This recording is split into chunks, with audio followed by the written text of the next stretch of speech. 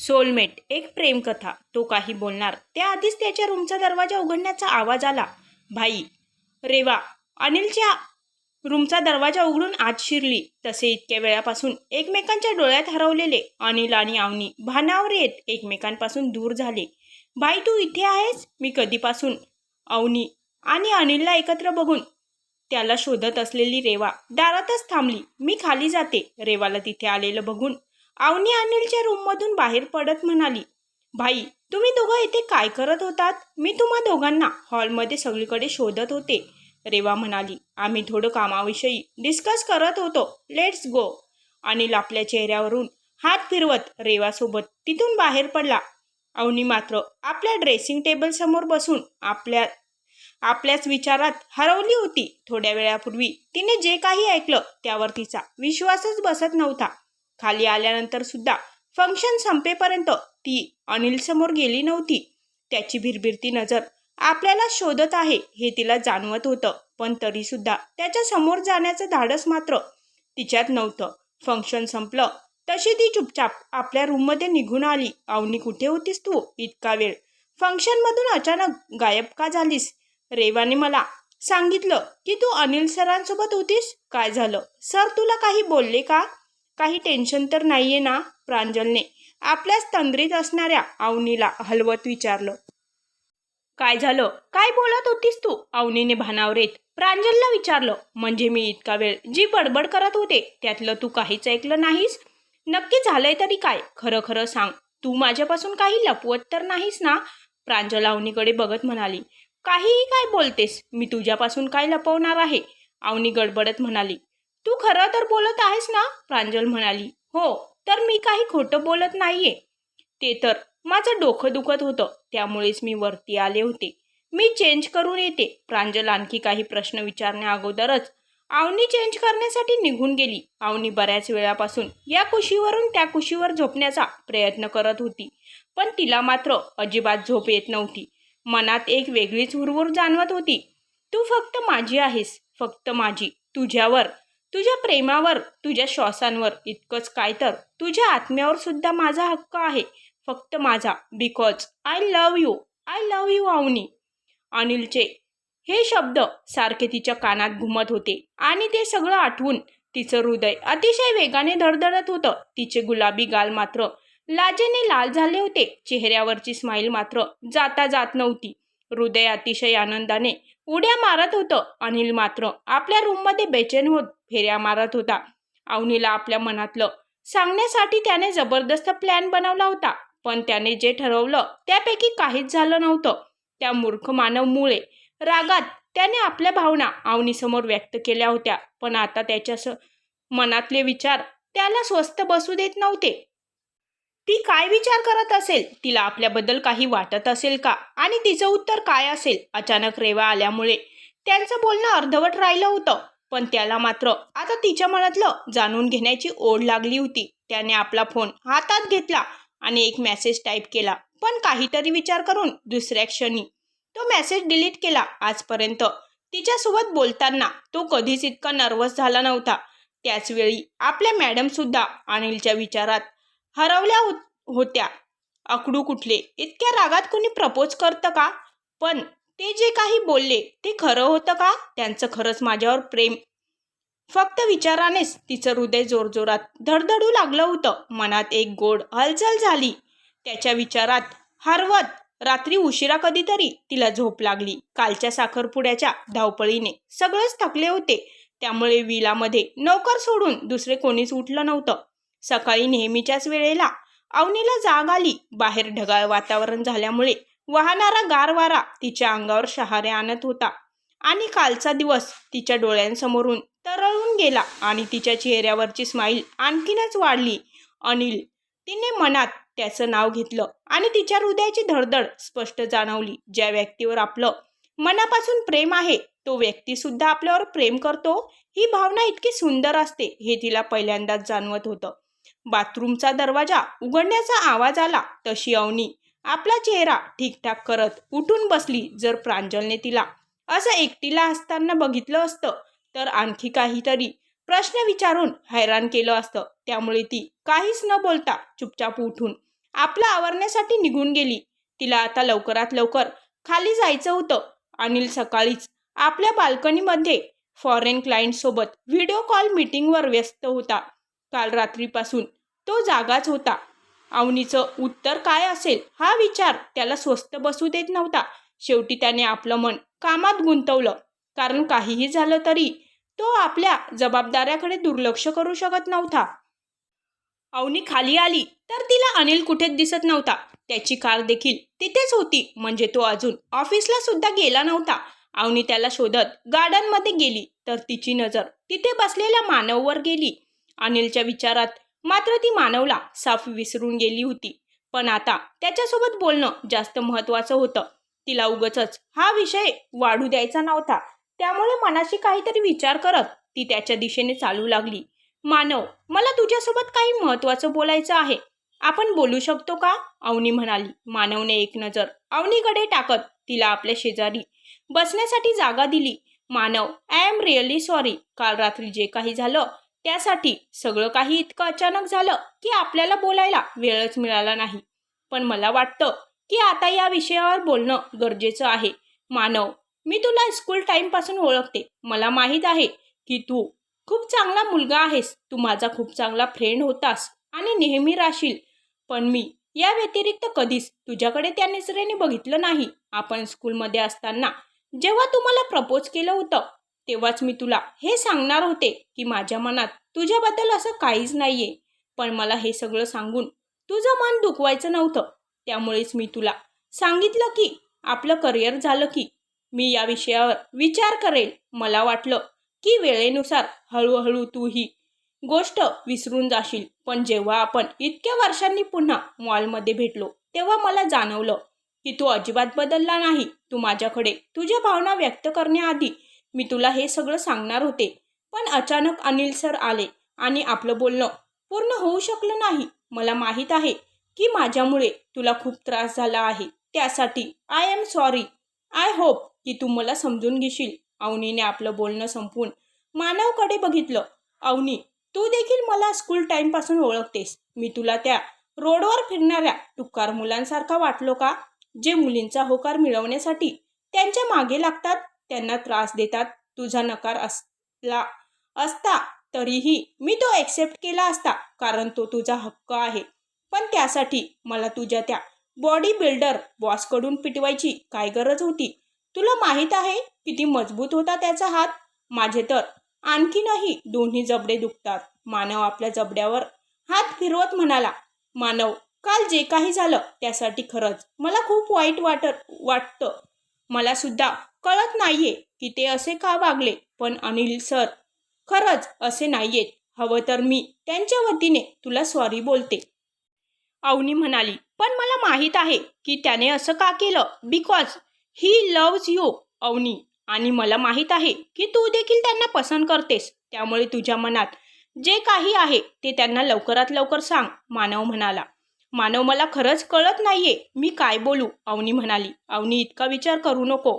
तू जर मला हो म्हणाली असती तर नक्कीच मला आनंद झाला असता. पण तू नाही म्हणाली म्हणून मी काही आयुष्यभर मजनू बनून दुःखी होणार नाही. पण त्यासाठी तुला मला प्रॉमिस करावं लागेल की तू कायम माझी एक चांगली मैत्रीण बनून राहशील. मानव अवनीसमोर हात पुढे करत म्हणाला. थँक्यू मानव. तुला माहीत नाही की आज तुझ्यासोबत बोलून माझ्या मनावरचं किती मोठं ओझं हलकं झालं. Thank you so much. अवनी मानवसोबत हात मिळवत म्हणाली. मला कामानिमित्ताने शहरात जायचं आहे. Bye, take care and all the best. Manav अवनीचा निरोप घेऊन तिथून निघाला. अवनी मात्र मानवच्या पाठमोऱ्या आकृतीकडे बघत होती. त्याच्यासोबत बोलून सगळं क्लिअर झाल्यामुळे तिला खूप चांगलं वाटत होतं.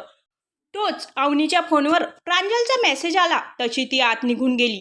अवनी आत जाताच तिथे मागच्या साईडला उभा असणारा अनिल बाहेर आला. अवनीला गार्डनमध्ये जाताना बघून तो सुद्धा तिच्यासोबत बोलण्यासाठी तिच्या मागोमाग तिथे आला होता.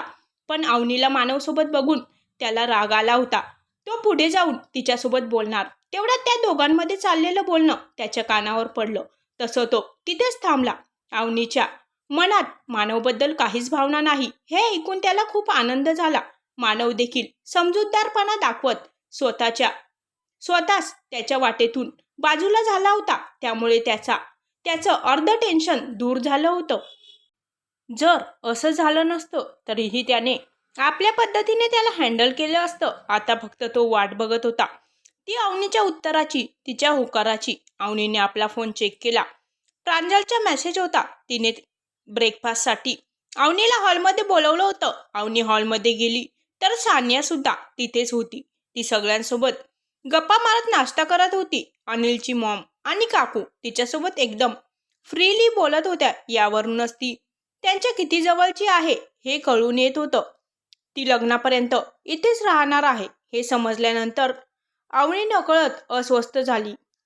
रेवा देखील तिथेच होती. तोच अवनीने तिला विचारलं, रेवा, ती मुलगी म्हणजे सानिया तुमच्या फॅमिलीच्या खूप क्लोज आहे ना? काल एंगेजमेंट सेरेमनीमध्ये सुद्धा ती सतत अनिल सर म्हणजे तुमच्या फॅमिली सोबत होती. अवनीने जरा कचरत रेवाला विचारलं. रेवा डोळे बारीक करून अवनीला बघत होती. तिला सानियाबद्दल खोदून खोदून विचारत होती. कालच्या पार्टीमध्ये सुद्धा सानिया आणि अनिलला एकत्र बघून अवनीचे डोळे पाणावले होते हे तिने नोटीस केलं होतं.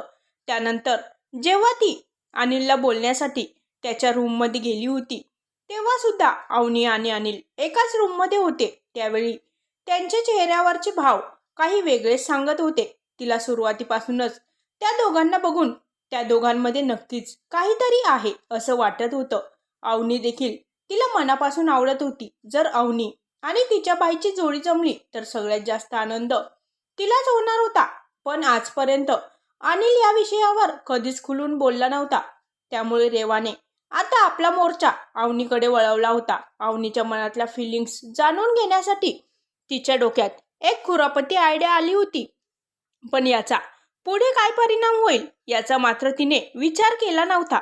ओ सानिया बद्दल बोलत आहेस का? ॲक्च्युली लहानपणापासून आम्ही फॅमिली फ्रेंड्स आहोत. त्यामुळे ती आमच्या फॅमिलीसोबत खूप कनेक्टेड आहे. खास करून भाईसोबत. कॉलेजमध्ये देखील ती भाईला ज्युनियर होती. खरं तर भाई मुलींसोबत जास्त बोलत नाही, पण सानियासोबत भाई खूप मोकळेपणाने बोलतो. तुला एक सिक्रेट सांगू का? मॉम कधीपासून भाईच्या मागे लागली आहे लग्न करण्यासाठी, पण त्याला आजपर्यंत कोणतीच मुलगी आवडली नाही. त्यामुळे मॉमने भाईचं लग्न लावण्याचा हट्ट धरला आहे. त्यामुळेच मॉम आता सानिया आणि भाईच्या लग्नाचा विचार करत आहे.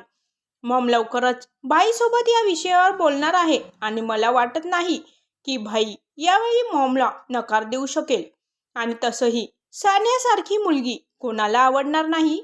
सानिया माझी वहिनी होणार या विचारानेच मी खूप खुश आहे. पण हे एक टॉप सिक्रेट आहे हा, त्यामुळे भाईला याबद्दल काहीच सांगू नकोस, रेवा अवनीला म्हणाली. अवनीने एक नजर सानियावर टाकली. ती खरंच खूप सुंदर होती. तिचं राहणीमान हाय क्लास असलं तरी बोलण्यात कुठेही श्रीमंतीचा गुमान नव्हता. शिवाय ती अनिलच्या फॅमिलीच्या खूप क्लोज होती. त्यांच्या स्टेटसची होती. पण त्या दोघांचं लग्न या विचारानेच अवनीला तिचं हृदय तुटल्यासारखं वाटत होतं. माझं झालं, मी रूममध्ये जाते. अवनी नाश्ता न करताच तिथून उठली. तसंही आता तिच्या गळ्याखाली एकही घास उतरणार नव्हता. अवनी, अगं हे खाऊन तरी जा, रेवाने तिला हाक मारली. पण अवनी तिचं न ऐकता तशीच पुढे गेली. तिचा उतरलेला चेहरा बघून रेवाला आता खोटं बोलल्याचा पश्चाताप होऊ लागला. पण तीर निशाण्यावर लागला होता. आता हा तीर अवनी आणि अनिलच्या हृदयाला घायाळ करणार होता की त्यांचं हृदय कायमसाठी जोडणार होता. अवनी आपल्या तंद्रीत रूमच्या दिशेने जात होती. तेवढ्यात अचानक विलामधला एक शेफ तिच्या समोर आला. तो खूप गडबडल्यासारखा वाटत होता. अवनी मॅडम, कुठे लागलं तर नाही ना? शेफ काका आपल्या हातातला ट्रे सांभाळत म्हणाले. नाही काका, मी एकदम ठीक आहे. पण तुम्ही इतक्या घाईघाईने कुठे चालले आहात? अनिल सरांसाठी कॉफी बनवायला जात आहे. आज बहुतेक त्यांचा मूड खराब आहे. त्यामुळे सकाळपासून त्यांची चिडचिड चालू आहे. आतापर्यंत कितीतरी वेळा त्यांना कॉफी बनवून दिली आहे, पण त्यांना ती आवडली नाही. जोपर्यंत त्यांच्या मनासारखं होत नाही तोपर्यंत ते असंच करतात. अजून एकदा कॉफी बनवतो, बघू काय होतं ते, शेफ काका म्हणाले. काका, तुम्ही सकाळपासून काम करताय, त्यामुळे तुम्ही इथे बसून थोडं रिलॅक्स करा. तोपर्यंत मी अनिल सरांसाठी कॉफी बनवते. तुम्ही फक्त त्यांना नेऊन द्या. अवनीला त्यांची दया आली. त्यांच्या हातात थंड पाण्याचा ग्लास देत ती अनिलसाठी कॉफी बनवू लागली. सडू आकडू कुठले, काल त्या सानियासोबत किती हसून बोलत होते आणि बाकीच्यांवर मात्र फक्त रागवता येते यांना. प्रत्येक वेळी स्वतःची मनमानी करायची आणि दुसऱ्यांवर ऑर्डर्स सोडायच्या. आणखी येतं तरी काय यांना. अवनी मनातल्या मनात अनिलच्या नावाने खडे फोडत त्याला हवी तशी कॉफी बनवते. मग मध्ये कॉफी ओतताना तिचं लक्ष नसल्यामुळे थोडी गरम कॉफी तिच्या हातावर सांडून तिचा हात पोळल्या जातो, पण ती त्याकडे दुर्लक्ष करत कॉफी ट्रेमध्ये ठेवते. काका, ही घ्या सरांची कॉफी.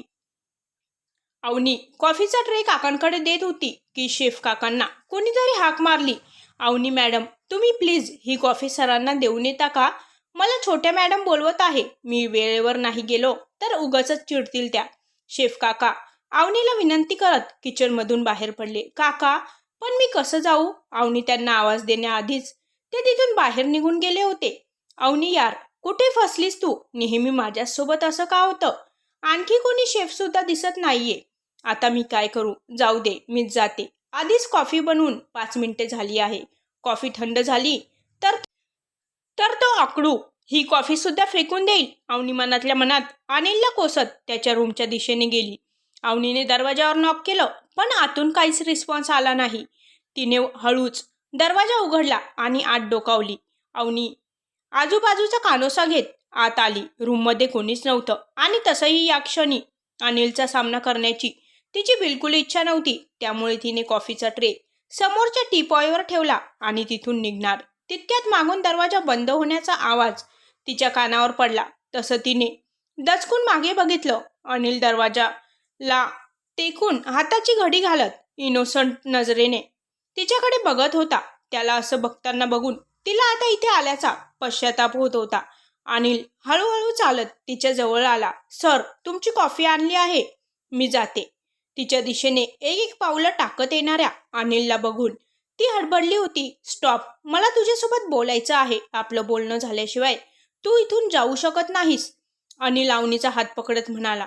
काय बोलायचं आहे? अवनीच्या तोंडून कसेबसे शब्द बाहेर पडले. त्याच्या असं हात पकडल्याने ती बावरली होती. काल स्विमिंग पूल जवळ मी तुला काहीतरी सांगितलं होतं, आठवतं का? आज मला त्याचं उत्तर हवं आहे. तुम्ही कशाबद्दल बोलताय? मला माहीत नाही.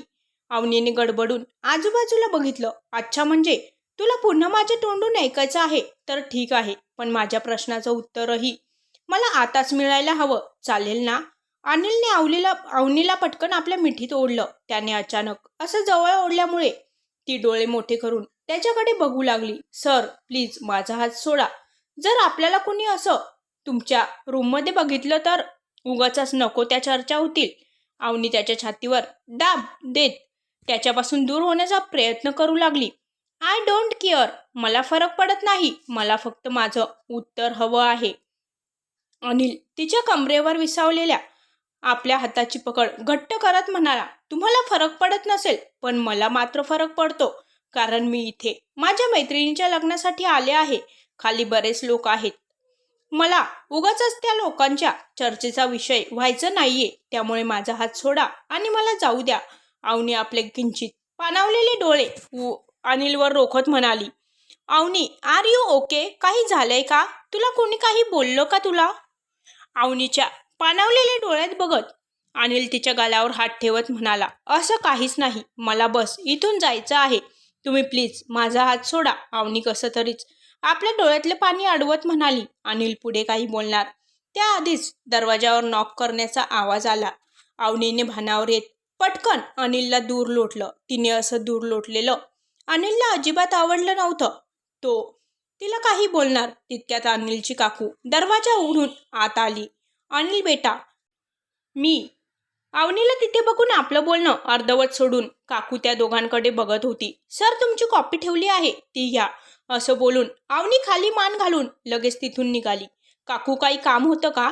अवनीच्या पाठमोऱ्या आकृतीकडे एकटक बघणाऱ्या काकूला अनिलने विचारले. तिच्या चेहऱ्यावरून अवनीचं इथे असणं तिला अजिबात आवडलेलं नाही हे स्पष्ट दिसत होतं. अनिल सोबत बोलून काकू निघून गेली. काकू जाताच अनिल आपल्या बेडवर पडला. आज पुन्हा त्यांचं बोलणं अर्धवट राहिलं होतं. सतत कुणी ना कुणी आल्यामुळे त्याला अवनीसोबत बोलताच येत नव्हतं. आता तिच्यासोबत वेळ घालवण्यासाठी त्यालाच काहीतरी करावं लागणार होतं.